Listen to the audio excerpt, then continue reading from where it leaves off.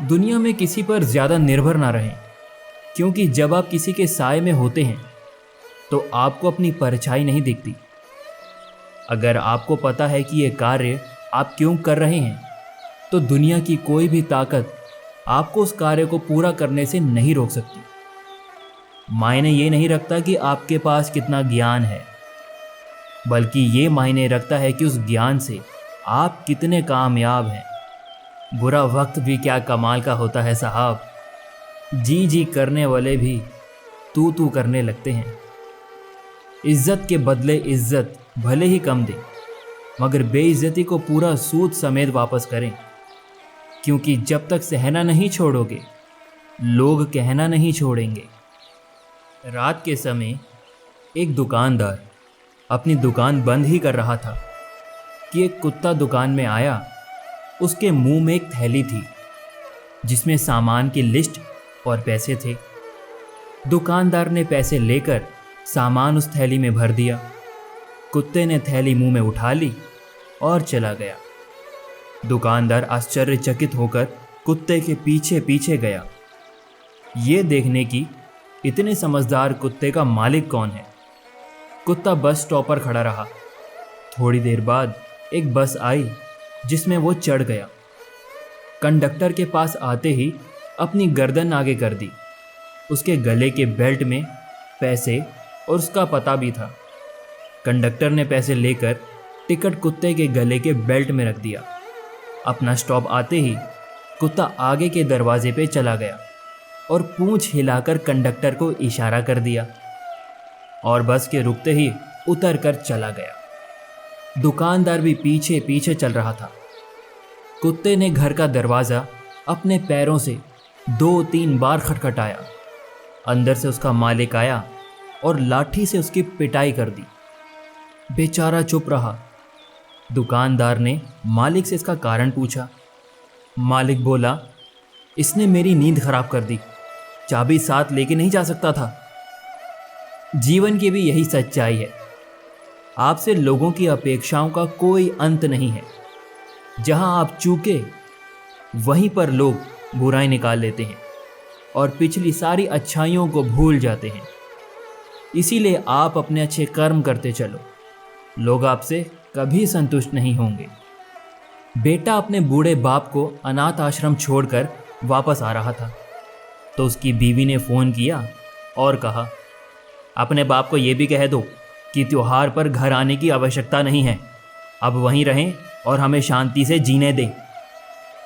बेटा वापस मुड़ा और अनाथ आश्रम गया तो देखा कि उसका बाप आश्रम के मैनेजर के साथ खुश गप्पों में व्यस्त है और वो यूं बैठे हैं जैसे बरसों से एक दूसरे को जानते हों। बेटे ने पूछा, सर आप मेरे पिताजी को किस तरह और कब से जानते हैं? उसने मुस्कुराते हुए जवाब दिया, जब ये अनाथालय से एक बच्चे को गोद लेने आए थे तब से। माता पिता का एक बेटे के नाम छोटा सा पैगाम, जिस दिन तुम हमें बूढ़ा देखो तब सब्र करना और हमें समझने की कोशिश करना। जब हम कोई बात भूल जाएं तो हम पर गुस्सा मत करना और अपना बचपन याद करना। जब हम बीमार हो जाएं तो वो दिन याद करके हम पर अपने पैसे खर्च करना, जब हम तुम्हारी ख्वाहिश पूरी करने के लिए अपनी ख्वाहिशें कुर्बान करते थे। जब हम बूढ़े होकर चल ना पाएं तो हमारा सहारा बनना और अपना पहला कदम याद करना।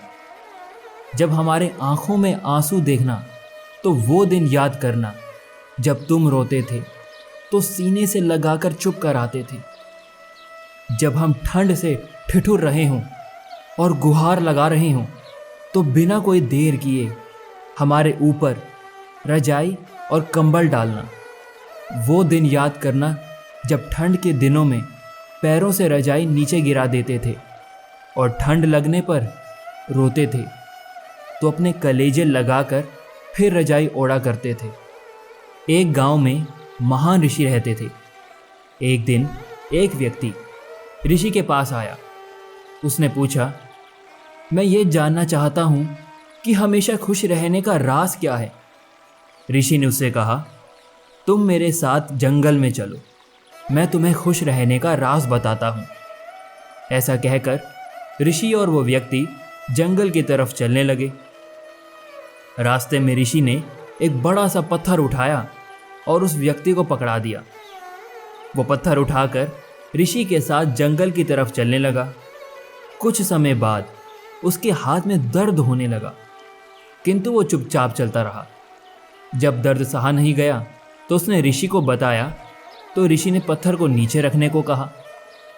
पत्थर को रखने पर उस व्यक्ति को बड़ी राहत महसूस हुई।